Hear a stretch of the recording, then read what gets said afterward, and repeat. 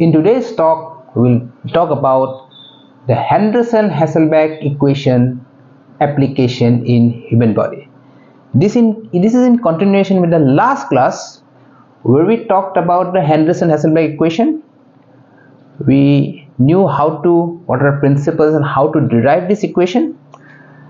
You can go to my last class to have a better idea the topics that we have covered about this equation, how the principles.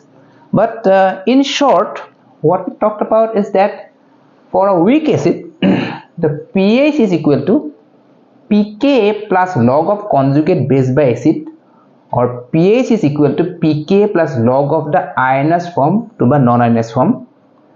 And similarly for weak base, pH is equal to pKb plus log of conjugate acid by base.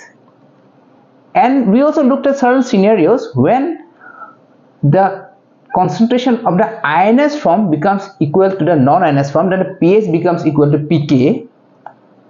Also, when the pH is greater than the pK, that means that ionized form is present in a greater form than the non-ionized form. And lastly, the pH is less than pK, that means that the unionized form is present in greater concentration than the ionized form. You can go to my last class to understand this concept. Without understanding this concept, it is very difficult to understand this class also. So in today's class, it's an important lecture. We'll talk about this application of the Henderson Hasselbach equation in human body. So we'll talk in detail how the Henderson Hasselbach equation helps us in understanding different pathologies in the human body. So let's dive into this most important equation.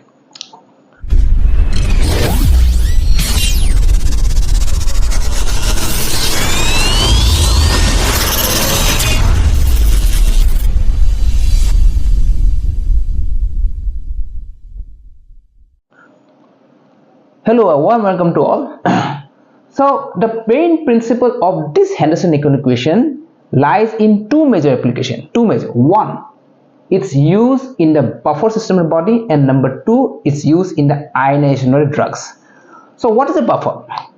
Buffer is a solution which resists the change in pH when an acid or base is applied. So when suppose we give an acid or base, the pH of the buffer solution will never change.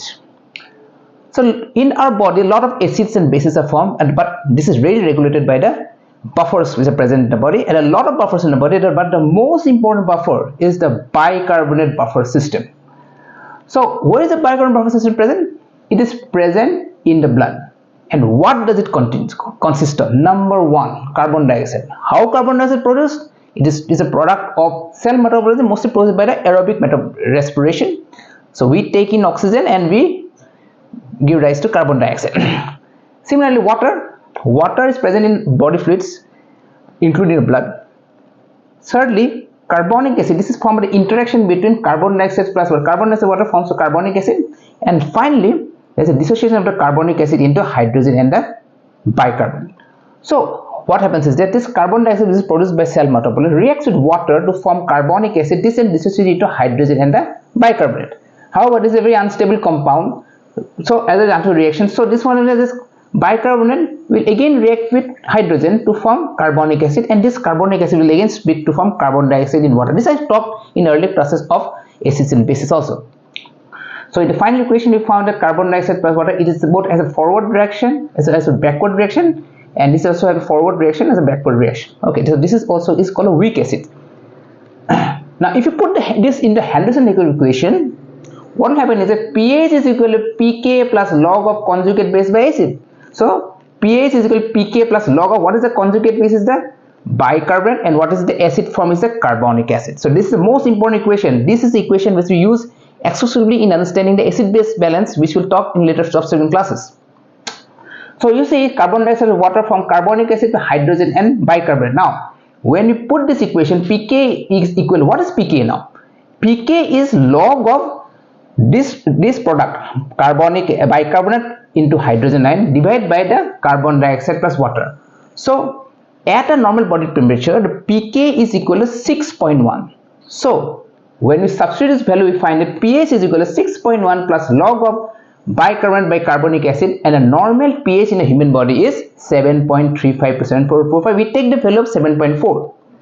Now when substitute this equation, we find 7.4 plus 6.1 plus log of bicarbonate carbonic acid, and when we take the antilog of this equation, 7.4 minus 6.1 becomes 1.3, we find 20:1. So that means that at a normal pH, at a normal body temperature, the ratio between bicarbonate and carbonic is present 20:1 ratio. So when we take this value again, we see 6.1 plus log of bicarbonate by carbonic acid. This bicarbonate can be easily found out from the blood, because we can get the blood by drawing the venous blood, or we can take it from arterial blood. Normally it's around 20 to 24 millimoles. But the problem is that we cannot get the carbonic acid level because it's a very unstable compound. Because you see that this at one point this carbonic acid form in one side it is forming, on the forward reaction is again forming hydrogen and bicarbonate, on the backward is again forming carbon dioxide plus water. So it's very difficult to get this the values of this carbonic acid, but we can get the value with the help of this carbon dioxide. This carbon dioxide will help, but how? So we can measure if we know the carbon dioxide concentration. But the problem is that we don't measure carbon dioxide concentration, but we measure the partial pressure of carbon dioxide. Remember, we don't measure carbon dioxide, we don't put partial. So when we substitute this value, if you convert this carbon concentration into carbon dioxide partial pressure, we will get carbon dioxide concentration because solubility coefficient into the PCO2. So and this solubility coefficient is in blood is 0.03 millimole per millimeter mercury.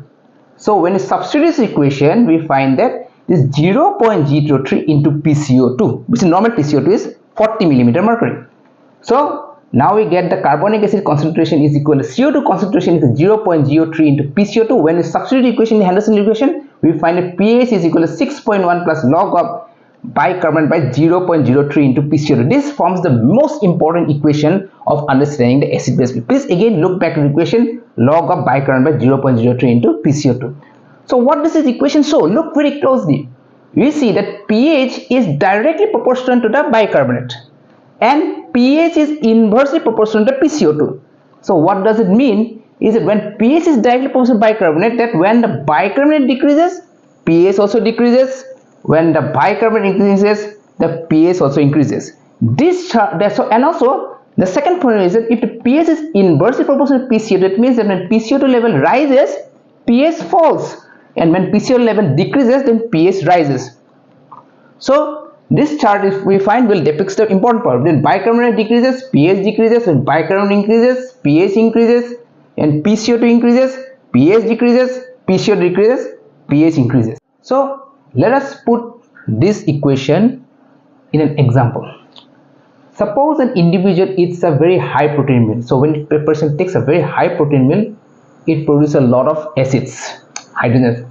So what happens is that this excess hydrogen ion will react with carbonic acid, with bicarbonate, to form carbonic acids. Two things happens. One is the bicarbonate level will go down and the carbonic levels will go up. So it will now, the reaction will shift towards the left and it will produce a lot of carbon dioxide. So what will happen is that when the bicarbonate level decreases, what will happen? pH will decrease because pH is directly proportional to bicarbonate, and this will cause what we call a fall in pH from 7.1 for example to 7.1, and this is a very dangerous situation because our body needs the optimal pH for functioning. But there is a very important compensatory fraction going on. So what happens is that this hydrogen ion excess will react with the bicarbonate. This will form carbonic acid, and this will again dissociate from carbon dioxide water, and this carbon dioxide will exhale out of length, so the carbon dioxide level will go down. So how the carbon dioxide will be exhaled? By when we increase the respiratory. Somehow our respiratory increases to some extent, and the Henderson level shows that when the bicarbonate level will go down, the PCO2 will also go down, because now the reaction will shift towards the left. The carbon dioxide will be increasing, and this will be exhaled out of lungs, and now this will bring the pH to normal. Similarly, let us look at the second scenario. What happens is that carbon dioxide increases in the blood, because for some reason carbon dioxide increases in the blood. Now what happens is that the PCO2 increases, the pH is inversely proportional to PCO2, we already talked. So now the pH will decrease. So to maintain this hemostasis, what will happen now? The carbon dioxide will increase. Now the reaction will go to the right, because CO2 will react with water to form bicarbonic acid. This will increase the concentration of the bicarbonate. The bicarbonate levels will rise. When the bicarbonate level rises along with the rise of PCO2, the pH comes to normal. How the bicarbonate level rises? By absorbing through the kidneys. So if you look at this equation, pH is equal to pK plus log of bicarbonate by PCO2. This bicarbonate level above numerator will denote metabolic disorder, because if the biochemical limit falls or down, there will always be, we regard as a metabolic disorder. Whereas the PCO2 is regulated by the respiratory system, so it will always, abnormalities will be depicted by the respiratory disorders. So these disorders, metabolic includes metabolic acidosis and metabolic alkalosis, and respiratory disorders include respiratory acidosis and alkalosis. So this is short about the Henderson Hasselbach equation. I hope you are able to understand this equation. This equation is very important to understanding acid-base hemostasis, how the body regulates our acid-base balance. We shall talk in the subsequent classes. Please subscribe to my channel. Till then, take care. Thank you so much.